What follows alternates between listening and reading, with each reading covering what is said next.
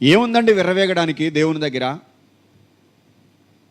దేవుడు మాట్లాడుతున్నా కూడా, దేవుడు గద్దిస్తూ ఉన్నా కూడా, దేవుడు హెచ్చరిస్తూ ఉన్నా కూడా బ్రతుకు మార్చుకోకుండా ఉంటున్నామనంటే విర్రవీగుతున్నట్లే కదా, అతిశయపడుతున్నట్లే కదా, అహంకారంగా జీవిస్తున్నట్లే కదా. ఏముంది చెప్పుకోవడానికి? ఏం గొప్ప ఉంది మన విషయమై చెప్పుకోవడానికి? మన ప్రాణం మన చేతిలో ఉందా? కొంతసేపు కనపడి అంతలో మాయమైపోయే ఆవిరి వంటి వారు కాదా అని అంటాడు యాకోబు.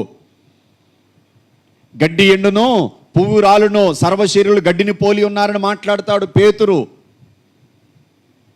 ఇదే దావీదు అంటాడు, నేను మిన్నల్లిని అని మాట్లాడతాడు. ఒక పురుగు లాంటోడిని, ఒక చిన్న పేను లాంటోడిని నేనని మాట్లాడతాడు ఇదే దావీదు.